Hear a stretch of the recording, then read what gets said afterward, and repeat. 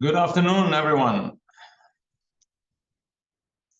Can you all hear me well with the connectivity issues today in Lebanon? Good afternoon. Good afternoon, Abbas. How are you? Awesome. How about you? Great, great. All right, so we'll probably wait for maybe 30 more seconds. I think we have a good number to start with based on the traffic we had throughout the other sessions.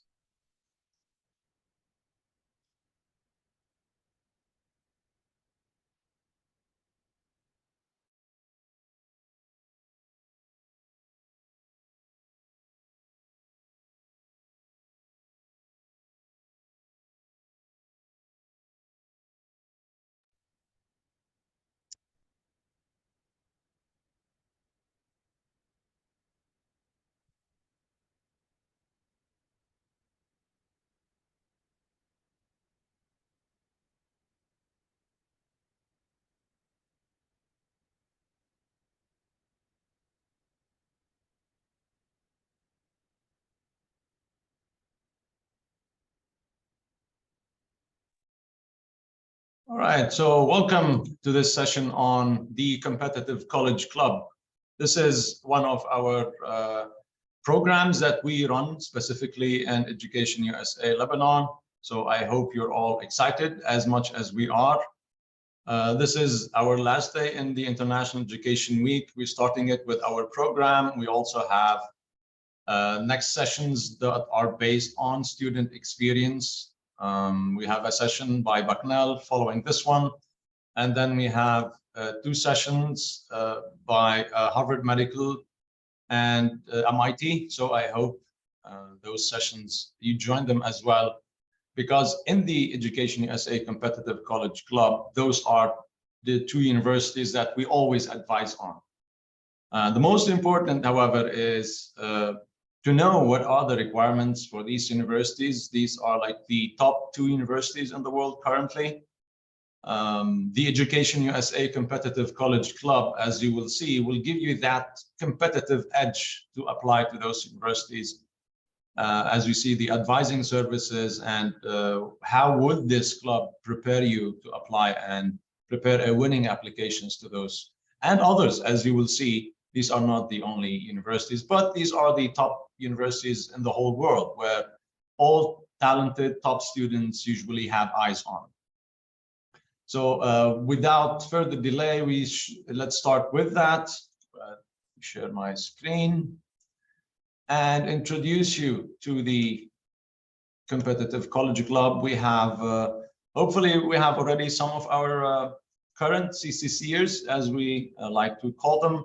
Hopefully we have others join in, and maybe if they like to share their experience so far with the club, that would be great.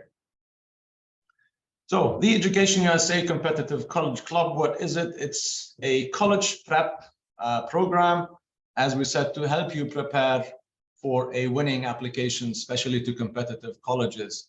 It helps top students in Lebanon, regardless of their socioeconomic status and nationality and background. We welcome all students with high grades and big ambitions of their future. We encourage you all to apply. And the major thing is we work on your profile. So consider it as an advising program that works just as a doctor works. You go to a doctor, you have a certain case, they diagnose you, they take some information about you, and they advise on what is the best method for the treatment. Also, we work in a similar manner.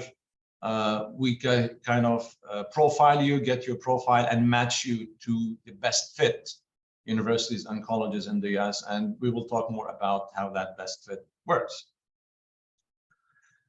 These are just sample universities we have admitted students to, or we help students prepare applications and win applications and good financial offers. Of course, Harvard, Penn, Columbia, Yale, Stanford, the Dartmouth as well, the most sought Ivy League schools. But in the US, the Ivy League status is not reserved only to those 8 universities. There are in the US currently at least 60 universities that have an Ivy League. If we continue to adopt the Ivy League as a measure of excellence, of course, but it's by no means the only measure. There are universities like Vanderbilt, Notre Dame, Carnegie Mellon, New York University, Michigan, Smith, Bryn Mawr. For those are Bryn Mawr and Smith. These are women's colleges. Boys are not allowed, so they're only girls' colleges. They're also very, very good universities. California Davis, American University, Georgetown, Johns Hopkins, Purdue, Swarthmore, Drexel, Jacksonville, just name them. The list goes on and on and on. So these universities, of course, they have their own profiles, and they admit students that when they assess them and evaluate them, they kind of admit them on the basis that they fit their schools and their communities on 3 different levels: the academic, the personal, and the financial, as we will see. So eligibility requirements. This session is short on what the Competitive College Club is in definition, but hopefully it's going to be long in terms of what questions you may have, in terms of how the advising or how the program works and helps you prepare that good application. So as we said, it's open to all students in Lebanon. So you have to be residing in Lebanon to apply to the program, because there will be in-person sessions, there will be online sessions, there will be a lot of work in terms of the activities that you may have to do to prepare a good personal profile, as we will expand on that. If you're currently in grade 10 and 11, preferably in grade 10, because in that sense, the application to the US takes ideally anywhere between 8 to 12 months in preparation. It's not something you wake up in the morning and you say, I want to apply to the US. Next day you apply and you're done with the task. There is a lot of requirements there, a lot of tests that you may want to prepare for before you do. You need to have some time in case you're applying, for example, to MIT. MIT is not an SAT optional university. MIT requires that you do the SAT, compared to Harvard, for example. Harvard does not require the SAT. It's SAT optional currently. They may reinstate it later. These are changes that the universities do on a regular basis. MIT, for example, was test optional last summer because of the COVID and some limitations and accessibility issues for students to actually do the SAT and do it in a comfortable way that it really reflects their own scholastic achievements. This summer, they reinstated that. So if you are applying to MIT, for example, you need to have a very, very good SAT score. If you have watched our undergraduate sessions, some parts of this will intersect with that, because most of the work we do in the Competitive College Club most of the advising we do, the content is there in the undergraduate session. So if you haven't, it's already on our Facebook page. Please do watch it. It's called Undergraduate Study in the US. So for those schools that require a competitive score is defined as you have an average score, and then you have a good score, and you have a competitive score. An average score is the average grade, and eventually the person who has the average score in the academic requirement has an average profile. And then you have the good profile, and then you have the competitive profile. MIT is a competitive university, so you expect whatever admission criteria or application requirement, you expect it as well to be competitive, not just the SAT. As we will see, there are more than one requirement. You have the SAT, you have the TOEFL, you have recommendation letters, you have to write essays, you have to present a certain extracurricular profile. You need to be active outside the classroom. Grades are not enough. You may have a good score, a great score on one of the tests, but not do very well on the essay. You may not be as ambitious and as goal-driven as these universities require. So top schools require top performance. And to have that top performance, the earlier you can start working on yourself, the better. So grade 10 are at a greater advantage than grade 11, and definitely than grade 12. If you are in grade 12 now, you need to be applying now, so that, as we said, the whole process of applying takes about a year. Ideally, applications start in August, applications open in August, and universities take in applications from August up to January. Some of them, very few, have deadlines in March, but think about it. From August to January, those are most of the deadlines start January 1, 5, 10, 30. So January is the month of the deadlines. You have about 4 months to work on your applications. Some of those tests, you may do the SAT for an SAT for the university that requires the SAT, but you don't get the score, the competitive score for that school. If you do the SAT early on and prepare for it, and let's say you do it the first time, maybe you don't get the required score, you have time to learn from what you did and then learn from those mistakes and do it again and hopefully get a better score and a better score and a better score. Hopefully, from the second attempt, ideally you get the score that you really want for that school. So the point is, the earlier you start working on that application, the better. It's not only the SAT preparation, but those essays are not, this is not an essay you write in an English session like those you write in school, or draft 1 and draft 2. The teacher takes it, corrects it, and gives it back to you in the next session or maybe next week. This is an essay that you have to really, really work hard on, because it's called the personal essay. It is where you have to show how ambitious you are, because sometimes the application does not allow you some space to do that. And the application, for example, you will, let's say, what grade are you in? What courses did you take? Some of those allow you to self-report your grades, but those are like only part of your application. The essay takes a lot of time. The recommendation letters, your teachers, you need to give them enough time so that they write a good recommendation letter for you. Counselors, advisors to oversee the work you're doing, to make sure that to help you as well, to guide you through the process of the application. If you are preparing for the test, that taking a preparatory course, for example, you should give yourself at least 30 days to finish the preparatory course, and then to do the test, and then to allow some time for the test result to come back.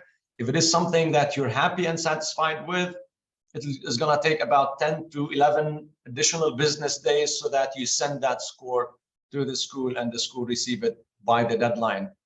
Ideally, try as much as you can to submit those applications a maximum a week before the deadline. But you know, this is almost never the case. Almost all applications are submitted, like, if not like 2 hours before the deadline sometimes, so that you don't end up in this and like submit everything right before the deadline. It's always better to have as much time as you can. So when you start at grade 10, you start with first figuring out what is it that you want to major in. It's not very easy for you sometimes at a very young age to know what is the line of, or what is the career path you want to take for the rest of your life. But the earlier you start thinking about those passions you have, the earlier you start knowing what is the best place for you to make those ambitions a reality. What is the best institution that can have you and can provide you with the skills and the quality and the professors that teach you the skills you really want to make those ambitions or those dreams you have, to realize them. The choice of the school is not easy as well. You're not applying to one school. In the program, we advise students to apply to at least 8 universities and vary those universities in their selectivity. So it's not like you can be very goal-driven and have good grades.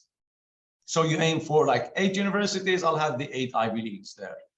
Well, that's not a smart move. You can just get rejected in all of them, because most of these top schools in the US almost use very similar criteria. Some of them might have some different or some variation, but they use the same evaluation criteria. So if you apply to the 8 Ivies, one of them for some reason rejects your application, then it's very likely that the others will reject the application as well. So you're not advised to apply to those dream schools. Right? You can apply to 3 dream schools, but make sure also you're applying to schools that are safe for you. Schools that perfectly match your profile. Also, the idea of profiling and the idea of like the average performance, the good performance, and the competitive or excellent performance. Also, you need, the universities will require those, and the schools that match you perfectly. Let's say you did the SAT and you got 1480, right? 1480 is a very good score on the SAT. But it's a very good score for the SAT, maybe not for the Ivies like the MIT, for example. The example of MIT I gave at the beginning, which requires like the average SAT score of students who apply to MIT is 1500 or even 1520, right? So if that's the average score and you have 1480 or 1490, you're at the low range of those who apply to MIT, and most probably your application is not going to make it. So a school that is a match for you is a school that your SAT score is at its high end range. So a school where the average is like 1470, let's say, or 1460, with a 1480 or 1490, now you are at the, like this is a good school for you. They will definitely accept you based on your SAT score, but that's not always the case. It's not only your SAT score, but you want to make sure that you really know the institution you're applying to. What does it require on many levels, not just the academic level and the performance. Some schools will have your essay or your originality or your ambitions and dreams as more representative of who you are than just your SAT score. And this is why, like, big universities such as Harvard, they can afford to have an SAT optional policy, because hey, you do the SAT, well, you don't have to submit it. Then how are they evaluating you if they are not considering your SAT score? Then the weight will go somewhere else. The weight is now on your TOEFL score, on your English proficiency. The weight is on your essays, your originality of thought, your story, the unique qualities that you will bring to the community of the school. What do the teachers say about you? How much are you involved in your community outside the classroom? So the SAT alone is not enough. Not any of these items are not alone enough to get you admitted. So there is no one of these that will get you in, and no one of them will get you out. So you can also have not as a competitive score for the SAT. You can have 1490, but still impress the admissions committee in other parts of your application. It's a holistic process, as in they look at your application as a whole package, including the academic, scholastic performance, your merit. Sometimes your financial need is very important in determining whether you're accepted or not. Different financial aid applications, different universities use different types of application, like the need-based, the merit-based, the need-blind. The need-blind is like the best option for students who need to apply on 100% scholarship. But then only 7 universities in the US have that. MIT is one of those, which is great. U of Penn is another. Also, there are other universities that use this policy, but only 8 out of 5,000. But those are not the only universities that give you 100%. So there are, of course, others. But just to give you an idea of what each of these stands for, the type of admission you make sometimes can play an important part in how likely are you to get accepted, like early decision, early action, regular decision, rolling admission. All of those are just terms that, to know more about them, definitely we do that kind of advising in the Competitive College Club. So we do walk you through the application from A to Z. From the minute, it's just enough for you to display some interest in the US study and meet these criteria. And then we can take you in and would be happy to advise you and get you into your school, into your dream schools in the US. So currently in grade 10, as we said, the earlier you start, the better. So in that sense, you have about 2 years to work on that application. Your GPA or your school average is something that will not change. So once let's say you finish grade 10 with an average of 16, that's there. Or let's do it the other way. If let's say you finish grade 10 with an average of 14 over 20. 14 over 20 is is very good in the Lebanese curriculum, but it will not give you that competitive edge at Harvard. Because when you think about these top schools, again, keep in mind, you're not competing only in Lebanon. Like, you're applying to AUB and you're competing with everyone applying to AUB.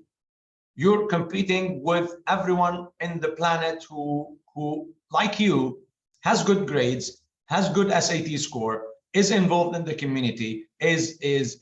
So definitely the pool of students who apply to the top schools is a very, very competitive and qualified group of students. So you have to live up to that competition, and you have to make sure that you're excelling in all of the application requirements. So the earlier you can start preparing yourself, the better. So when you finish a school year in your high school with a certain average, that average is there. It will not change compared to the SAT. You do the SAT once, you don't get a good score, you can do it another time, prepare yourself. A month later, you are doing it again, you get a good score. In the school, it doesn't happen. So if you start earlier and you have your eyes on the US application, you can have at least a year to fix your grades. Let's say grade 10, I got 14. I know my plan is to go to the US in grade 11. I will make sure from the start of the year, my average will not go under 16. And that would be the minimum average I should have. If I can get 17, 18, 19, why not? You know, that will make you even more competitive. And the good thing is also it will not change. So it will always be there. At US universities, they will ask you for the school transcript of the last 3 years, because they want to see the pattern. They want to see the individual grades. If you're applying to engineering, they want to see good scores in math and physics, just to give you an example. But again, if you have an average of 17 or 18, then you're good in all of the courses, if that's like your final average. I saw Said you have your hand raised, so let just me finish the what I have to say, and then I will be happy to answer any question you all have. So having that competitive edge, the better, the earlier you start, the better. Grade 11, that's good. You have a year to work on it. Grade 12, you have 4 months. And it's the summer before you start grade 12. Right? Have a minimum average of 16 over 20 or 80 over 100 if your school uses the 100 grades scale. In the last 2 years, that's our requirement. Not the US universities, but by the time you're in with us 2 years and then you do one, and that's when you submit 3 grades, you need to be really, really active in extracurricular activities and community service. This is very important and very characteristic of the US education admission or application system. Because the US system looks at your application as a whole package, they look at not at who you are in the class, but who you are outside the class as well. Because you're going to join a community there, because giving back to your community is very important in US culture and the education system. The more you're involved in the community, the more they see you in giving back, the more they see you involved in your community's problems, trying to solve them, trying to come up with solutions, even at your school, activities that you do outside school. What do you do in your free time? Do you have any talents? Do you have hobbies that you like to do? Do you like hiking? Do you play a sport? Do you play an instrument? Do you like just going out on long walks at the beach? Do you write? Do you have some writing abilities? Do you have a blog, for example? Did you start any club at school?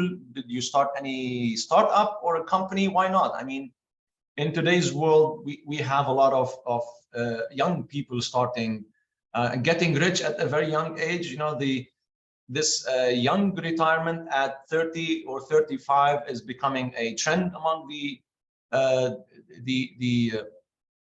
professionals in all fields, especially young. What have you done outside school, and how have you used your intellectual abilities, your emotional take on life? Do you have a certain philosophical perspective on things? Things like these also matter a lot. Are you passionate, ambitious, and goal-driven? You have to be passionate about what is it that you want to do or major in.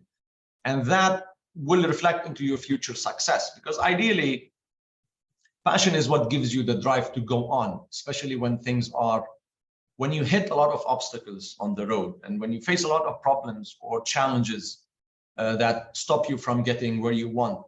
it's only your passion and your determination that will make you get through them, especially if you're focused and you have big ambitions that you want to make out of your life career and of your time here on this planet. If you want to take some philosophical approach to things about the meaning of life, what does life mean to you?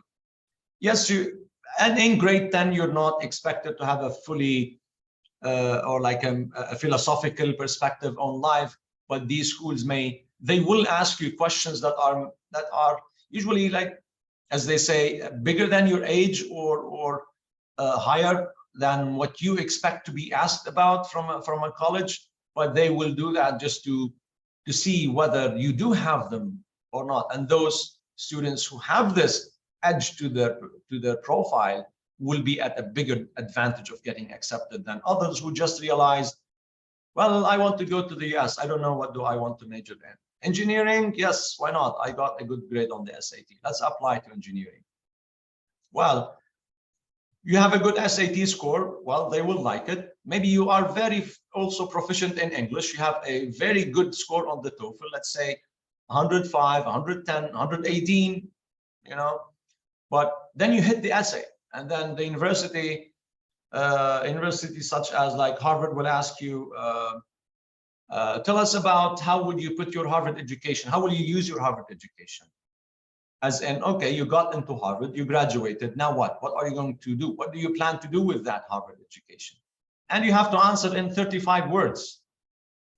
Or they would ask you something like recall, or if you are to go back in time and witness a moment in history or a historical moment, what would that moment be? Or like University of Miami, they will use their mascot, or like the animal that is usually the symbol or the mascot that the university is using. The IBIS question is, they tell you the IBIS is the mascot of the University of Miami, and it's known as being the last bird to hide when the storm comes and the first bird to rise or come out when the storm ends. How has your life experiences developed courage and resilience in you? 300 words. Or if it is on the Common App, they will ask you questions about whether you have something in your identity or background that you think is very essential to who you are, whether you have a certain talent, whether to tell them about setbacks or failures. I mean, this is a standard question. Recall a time where you faced a setback, failure, or a problem. How has that shaped your view of the world? How did you overcome it? Or they will ask you, will ask you to be engaged with them intellectually, right? But tell us about an idea or belief that you have challenged, and how has that changed who you are, or made you who you are, or formulated or shaped your dreams to the future. They will ask you many questions to try to know who you are as a person, not just as someone who is good in math and numbers. Also the recommendation letters, not just what you say about yourself, but what do other people say about you? What do your teachers say about you? What do they think about you? Are you as driven and as goal-driven and passionate as you are saying, or are you not? Your extracurricular profiles, as we mentioned, how active are you outside the classroom? So there are many things you need to think about, and you will not do very well if you're not really passionate about what is it that you want to major in. This is the major difference between applying to the US and applying elsewhere. For example, if you apply to the UK, and even top colleges in the UK like Oxford and Cambridge, the main determining factor in acceptance is your merit, is your scholastic performance on those tests and on that GPA. So that's an added advantage in the US education system that will I mean, I always say, sometimes people laugh at me when I say, getting accepted into the US college is very easy, because now I'll tell you what, there are schools in the US, like top schools, not just if a school does not require the SAT, it's not a good school. Harvard is one example. There are many others, not just Harvard. But I use it as an example so that, some schools will waive the SAT. Some schools will also waive the TOEFL. For example, if you are in an IB program, or you come from a school that uses the US education system, or for example, you started at a university, but then you're transferring, that TOEFL requirement as well is waived, because you come from either a country that speaks English or an institution where English is the language of instruction or uses the US education system in English. So there you go. Also, the TOEFL here is weighed. What remains in your application? Essays, recommendations, and extracurriculars. So, and those are very easy to get. Even the tests are easy to get. Even the TOEFL, you do it once, you don't do very well, you go figure out your mistakes. You work hard on yourself for 30 days, like really intensively, just to get that score, and you're admitted. Extracurriculars, you have 0 hours. Well, again, that's back to the idea, when do you start working on your application? So if you are a grade 10, this is why we're saying grade 10 is the ideal time for you to start thinking. You don't have extracurriculars? Fine, we can give you a list of extracurriculars by asking you what are the things that you like to do. You don't have community service? There are hundreds of organizations in Lebanon, humanitarian and non-governmental organizations, governmental organizations even, that will be happy to have you intern for them or volunteer for them or work, come up with some project and make it happen, like serve your community. It could be something like starting a very short campaign for a week, like collecting plastic bottles, or like maybe cleaning a certain a street in your village, or maybe participating on a bigger scale, reaching out to big organizations like Arkansas, like the United Nations, volunteering for them, the United Nations volunteering program, the United Nations Youth Professional Program. There are many opportunities for you to come up with community service hours. Grade 10, you need, like, the minimum is like, if you have 25 hours, that would be good, but the more hours you bring in, the better. Activities such as, if you're doing engineering, there are hundreds of websites that can teach you for free and will give you online certificates, including Google, including MIT, including Yale, including Cornell. They all have online programs and certificates that you can acquire free of charge. You know, workshops. Those are easy to get. Teachers, of course, when you are that active, when your teachers see that you are really involved and you are that goal-driven and you're doing all these things, they will definitely put in a good recommendation letter for you. So, is it not easy? I don't know. This is basically it. However, it becomes more challenging for the universities that do require the SAT and the TOEFL. However, but again, as I said, you can really work on yourself for that summer and really do very well on the SAT. And what I know is, whenever there is a will, there is a way. If you have your mind set on something, there are at least 2 ways to do it. You know, the hard way and the easy way. The hard way is the one that you will learn it better, however. So these are the things they are looking at. Just 3 examples. Are you active outside the classroom? Like, this is a very nice idea about like this, I don't know, library on wheels, probably, for someone who's really interested in doing literature, for example, or you have your eyes on a humanities major. This is great, regardless of what major you want to do. All community service types of activities or things are really good things to have on your profile. If you're going into any of the health related majors, like maybe medicine or nursing or public health or environmental health or any kind under health, nutrition, for example, it's good to actually go, that you're doing extracurriculars and you're doing them anyway. So why not do them in something that's also close to what you like to do in the future? It will be a lot of points on your application. Also, you will get exposure. You will see and experience this line of work. How does it work? What kind of environment is it? What kind of collaboration? Who are the people that I'll work with? What kind of relationships I should have? What kind of personal qualities? What kind of day-to-day tasks and routines I will be doing if I go to nursing or medicine or engineering or law or philosophy or whatever it is that you want to major in. It's always good to have that experience of it and see how it feels like and looks like doing it. Your grades as well, as we said, they do require grades from last year. So have your grades changed over time? Patterns in your grades, those are very important. Are your grades going down or are they going up? What about individual grades in your scores? How about that math or that physics or English score or humanities score, philosophy score, biology, chemistry, depending on the major you want to go into? If you are into a special baccalaureate program like the French baccalaureate or the international baccalaureate, which courses did you choose doing that grade 10, grade 11, and grade 12? Did you choose the easy courses because you want to just get on with it? Or did you choose challenging courses in those years? Again, grade 10, you have a lot of time. Grade 11, not a lot. Grade 12, you don't have time. You're late for the US application. Your best option would be to start a university in a college, preferably a university that uses the US education system, and then transfer, and make sure you get really good grades on that year, on those first 24 credits, so that you transfer them, or they transfer them for you, and they can give you the equivalence for those, so that your year is not lost. So again, all of these things you need to know ahead of time, at least 2 years ahead of time, if you're planning to apply to the US. It is easy, but it's also time consuming and effort consuming. There's a lot of work you have to put in. Also, in terms of your extracurriculars, have you documented those hobbies and those artistic talents you have?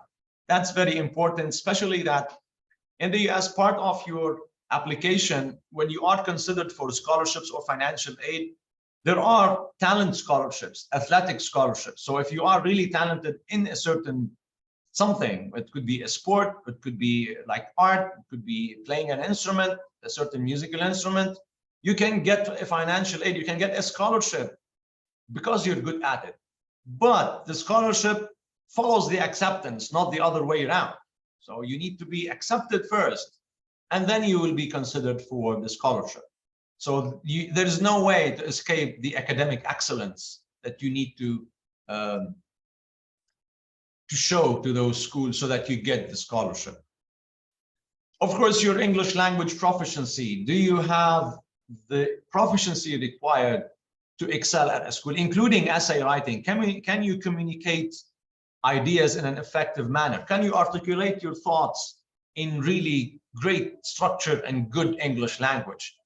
Communication is key. Communication is very important. You can win or lose an admissions officer from your essay, regardless of your performance on the SAT and the TOEFL, even if they are required, regardless of what the recommenders say. The essay component of the application is an extremely important part of that application. And it's connected to whether you are able to tell your own story in a unique and powerful way. And think about the university that will give you that 100% scholarship will have to be giving you that based on something they see in you. So the more special you are, the more special the ideas you have, the more likely you are to get like that really good financial aid offer from the university. So again, keep it in mind, this profiling thing, the best fit model, is your formula for a successful application to the US based on your personal, academic, and financials. I mean, the financial part is, maybe I'll address it in a next slide. So again, at the end, are you mature, passionate, independent, professional, and goal-driven? You don't have to be like old, like 30 or 40 to be mature, or to be professional, or to be goal-driven, or independent. The more independent you are at a younger age, the better, or the more prepared you are for whatever life will throw at you in the way, whether it's a university application or a job later on, you're applying for a certain job. The advising you will get from our program, the Competitive College Club, will not only make you at advantage in applying to the US colleges, but everywhere in your daily life. Later, when you apply for a job, of course, your ability to write is directly related to your ability to think and to speak, because we usually write the way we think, and we usually speak and write the way we think. So thinking, speaking, and writing, they're all connected to each other, because you're thinking something and you're writing it out, right? So those are connected, and then you might be speaking it out instead of writing it as a speech. So those are all connected.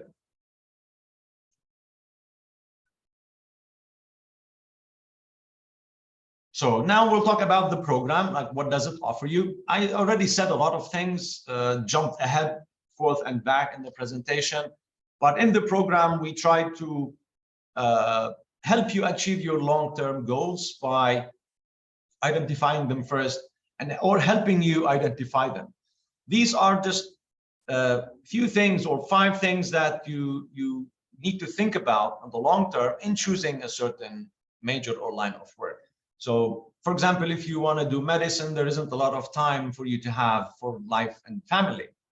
If you want to really be there, as a matter of fact, sometimes it's not only for medicine. If you really love the work you do, regardless of the major, it's an individual choice that you can make, that you either continue working and become a workaholic and not have time for your family and friends, or you can just allot some time for them. But some careers force you. It's not like your decision.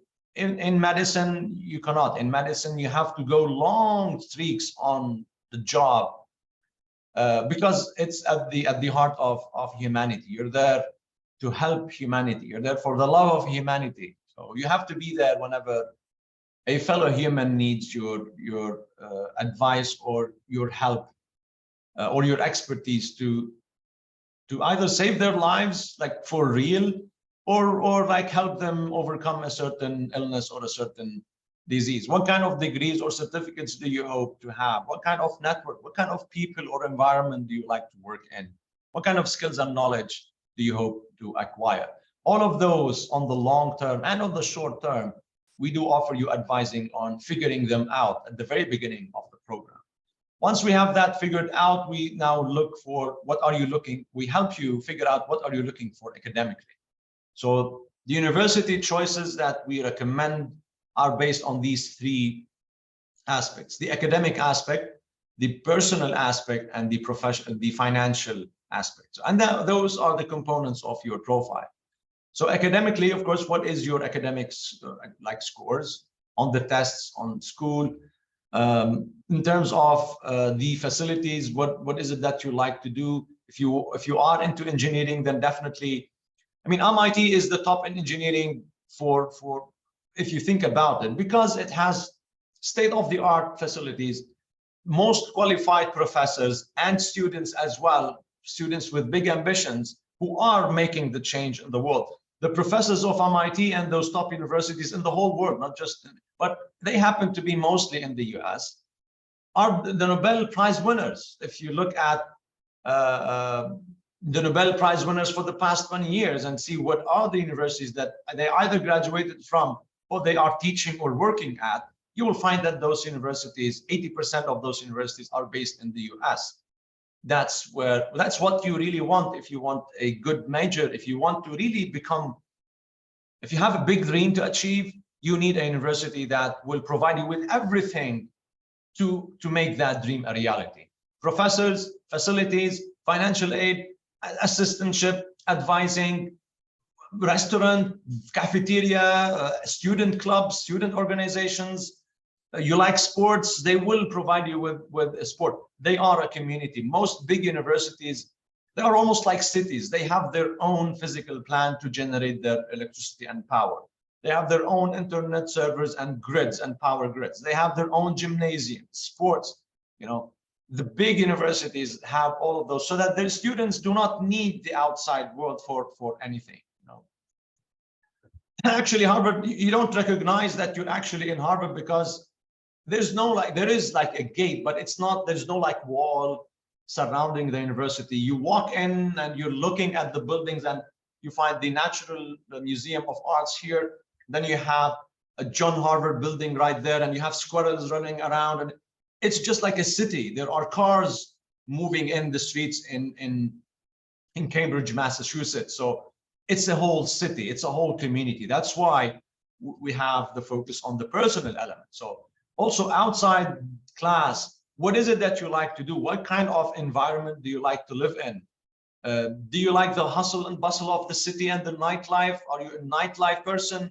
Do you like going out with friends, of course, at night? Or do you like the city? Or are you a person who prefers hiking and rural areas and natural scenery? Do you like chess? Does the school have a chess club? Perfect, you can go there. Do they have a book club? Do they have like parks? Do they have places where you can go do like a very short picnic with friends, have some sandwiches, enjoy some free time, free associate, share ideas? What kind of activities do you like to do on a personal level outside the class? Also, that factors into your choice. That's part of what the program offers in terms of at least choosing the universities. Lastly, and most importantly, we advise on what is it that you need or what are you looking for financially. In the US, just as we talked about in terms of academia, the profile, also there is a financial profile for each institution. There are institutions that will not give you any penny in financial aid, like public institutions or public universities usually do not give international students financial aid. If they give, then that probably you should have a stellar profile, and that amount will be in the probably $1,000 up to $3,000 a year, and the total cost of attendance would be about $60,000. So public universities, for example, do not offer a lot of financial aid. If 100% scholarship is the only way or the only kind of financial application you can make, then public universities are outside of your list. You cannot apply to them because they will not give you the financial aid that you need. You may have a perfect profile. You can have everything full and they will accept you, but they will not offer you a good financial aid offer. So, or a good financial aid package. So what will you do then? However, if, for example, you or your family can afford or have something like $20,000 to pay on your education a year, well, now the number of US universities that you can apply to is different than if you're like 0% is the amount you can pay, or 20,000, or even like you can pay the whole tuition. You don't mind that. So what is your financial profile exactly? On that basis, of course, you will choose your university. So academic, personal, and financial, these are the three components of your profile that you need to first know. And then on those, you will match yourself to the universities in the US by applying to those universities that match you, as we said, on all these three levels. So 5,000 colleges and universities, which are your best fits. I have an image there. Sometimes the weather is an enough reason. If, for example, what is your priority? Is your priority 100% scholarship? Or is it not necessary? You don't mind paying $50,000 a year?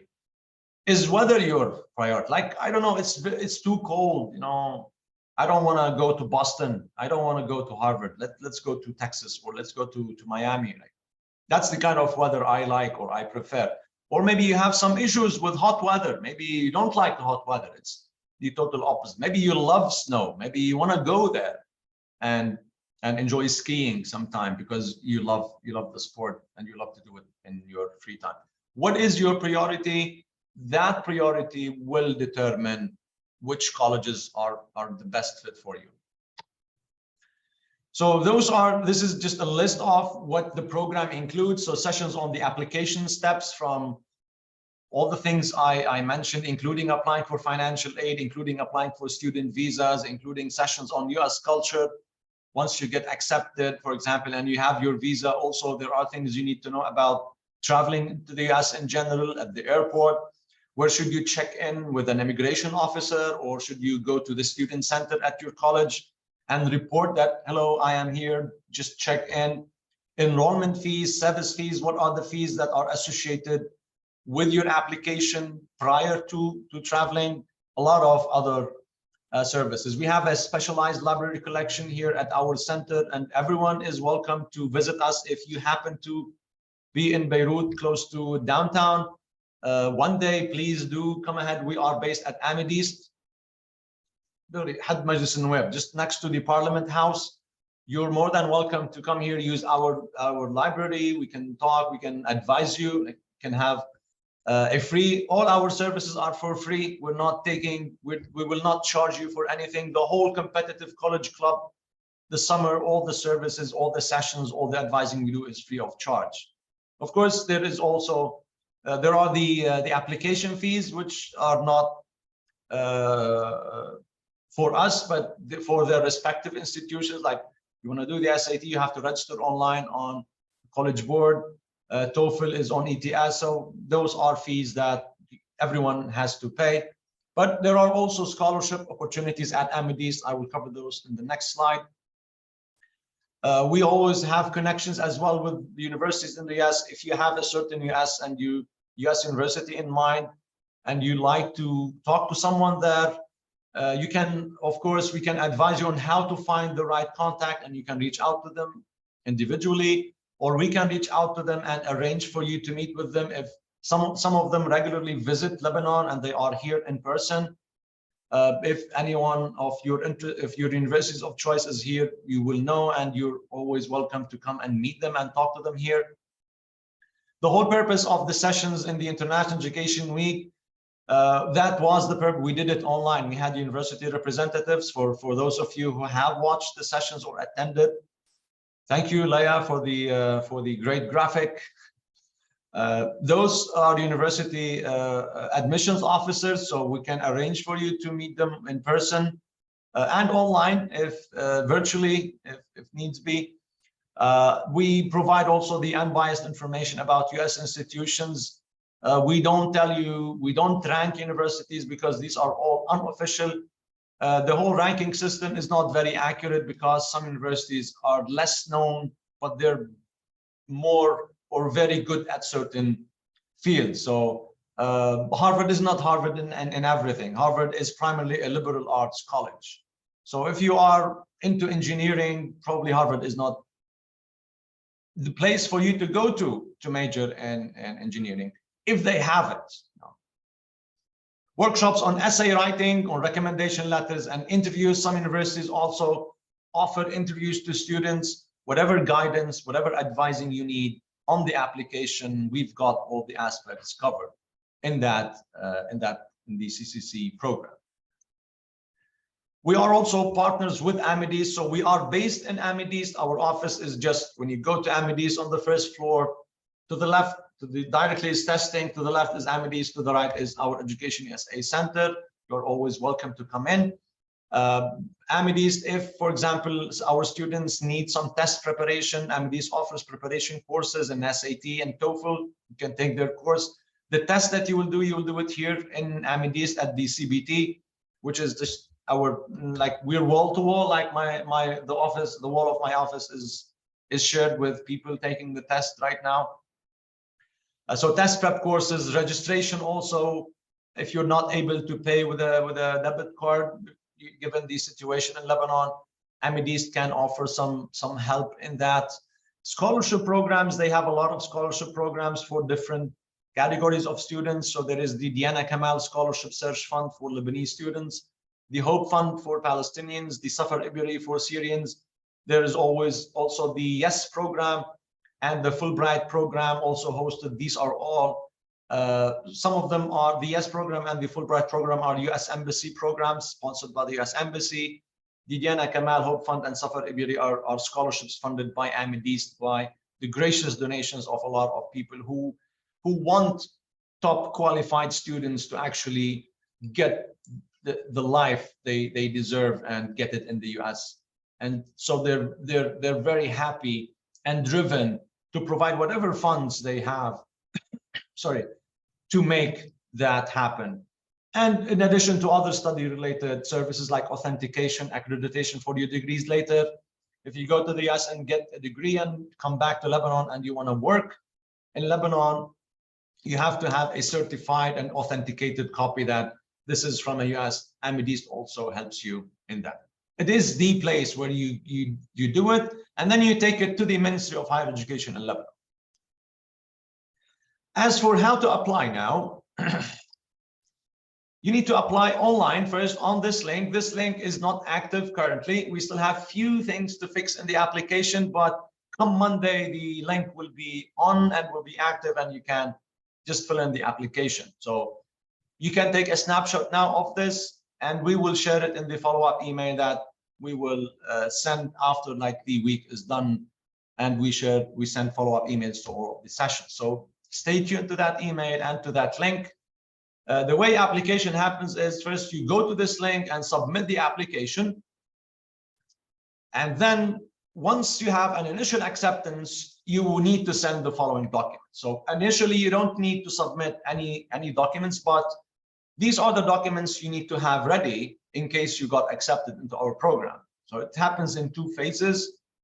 You fill in the online application on this link first, and then we look at your application. If you're accepted into the program, we just let you know that we need this information now. Please send us this. It will be detailed in the application. Once you open the link, it will be at the very beginning. And then you send us those documents. So there is no need to send us any documents before you get our initial acceptance. These documents are, of course, we need a copy of your ID or passport or Ikhraj aid in case none of these, you have none of them. Official school transcripts for the last 2 years, these have to be issued by the school, or like the last report you get, not every single report for those who are doing trimesters, just the final scorecard, the final report you get at the end of the year, that kind of has everything. That's for the last 2 years. So if you're in grade 10, you will need to submit grade 9 and 8. If you're in grade 11, you need to submit grades 10 and 9 and 10.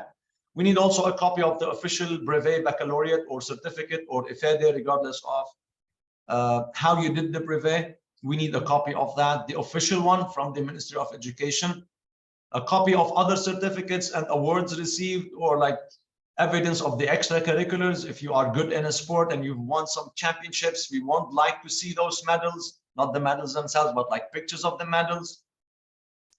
If you've done online courses or certificates, we need also to see those. How much time do we have? Am I running late of time? We still have 2 minutes. Oh, 2 minutes, no room for questions. So one recommendation letter from a teacher or a counselor. And lastly, if you have done the SAT or TOEFL and you have like a really good score, that's perfect. Send us that score report as well, or a screenshot of the score report from your College Board account with your name, of course, clear on the shot. That will do. So those documents are the required documents that we need. All of them are copies, and you can send them to, these are our handles online, Facebook, Twitter, Instagram, and our email. So please, once you get our initial acceptance, we will actually contact you from this email, and you will send us those documents to this email, beirut@educationusa.org. There you go. Right on time. I hope the next session starts in now or in 30 minutes? No, in 30 minutes. All right, perfect. So we do have some time for questions, and this is like our address, like full address, the physical address, and telephone and email address for you also to write down. Yes, Saeed, go ahead. Greetings, first of all. Thank you so much for this session.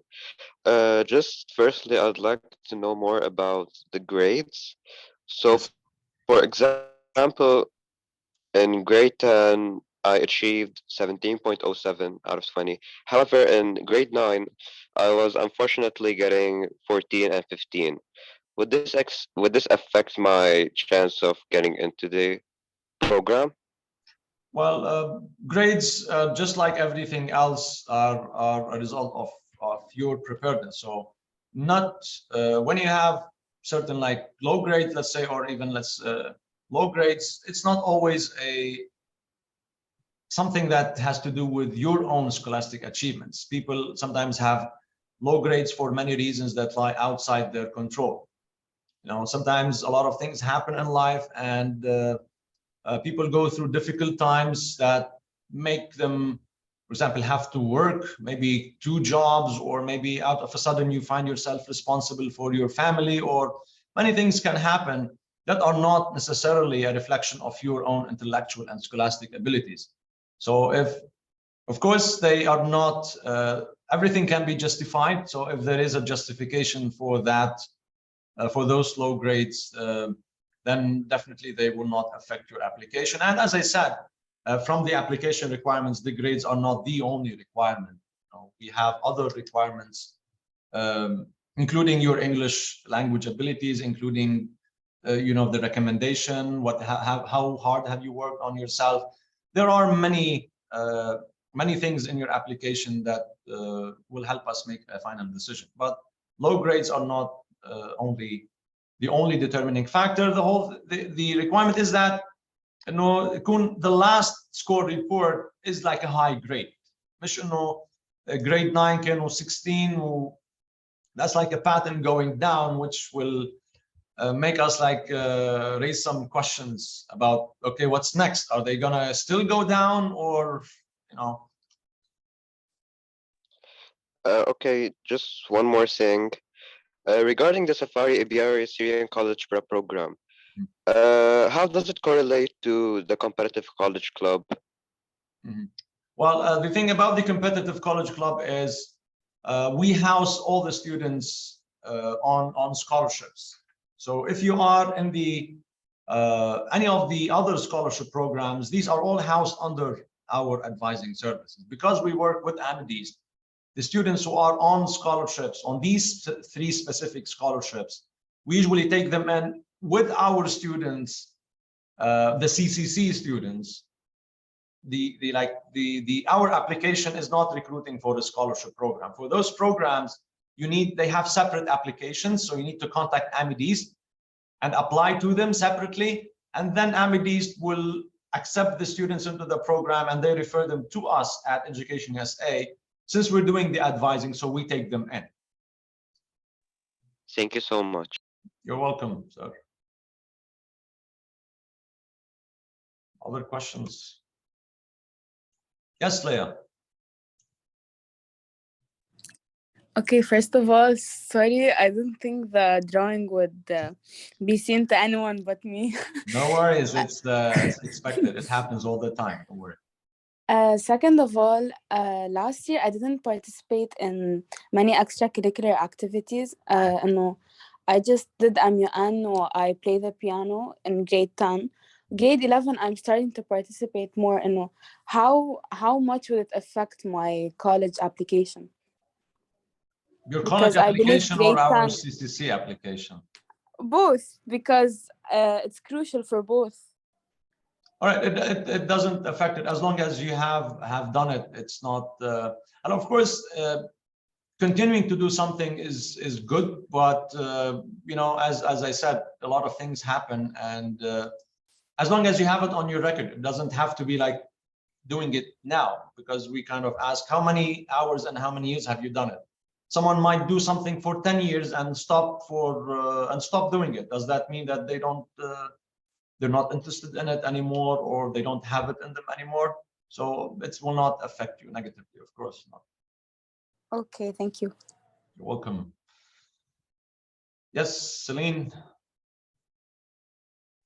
Hello. Hello. Please, I have a question regarding the conditions of CCC. One of them was full attendance at workshops and campaigns being held in Beirut, and I reside in Tripoli. Though I want to participate in this college club, and I think I wouldn't be able to attend them all. So I'm sorry, what was you wanted to ask about? What is the first word you said about the Competitive College Club? It's the conditions. One of the conditions was the full attendance at workshops in Beirut. Yeah. Well, for this year, it was about 90% virtual, and probably next year will be maybe a little less, like 80%. Usually, the plan is to continue working on the program virtually, specifically for those reasons, so that because transportation is very difficult and is very costly and expensive, and we're trying to eliminate all challenges, whether these are financial in the scholarship programs that we offer, or logistic like transportation. So for this year, I highly recommend that you apply again, because it's going to be virtual, and our current cohort, we met in person probably never. We're planning to have one meeting, but based on what is happening in the country, that meeting is still pending. But the program is virtual. It's an online program. Okay, thank you so much. I appreciate your help. You're welcome. No worries. Yes, Said, you have another question? You still have your hand raised. You can. Salah zaman. Apologies, I forgot it. Your virtual hand might be hurting now. Sorry. No worries. All right.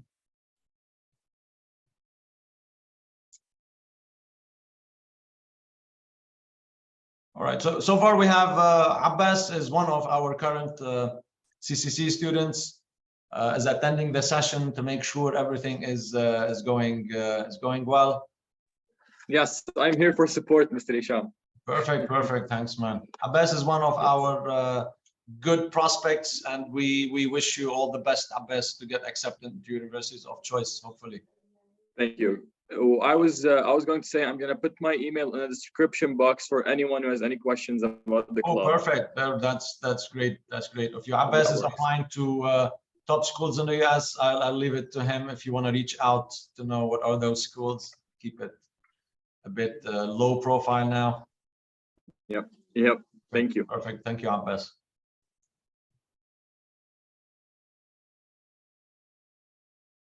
All right. So if you have any questions, please do sound them out. If not,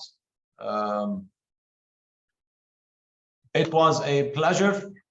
This is our, as I said, this is our flagship program, our most important program at Education USA. And we hope to see you all applying and getting accepted to your dream schools. Please just reach out to us on this information. I'll have it on the screen again, and we would be happy to advise you on any process regardless of your level and your choices. Until then, please do chime in as well for the next sessions. We have, as I said, Harvard Medical School and MIT School of Engineering. We have two.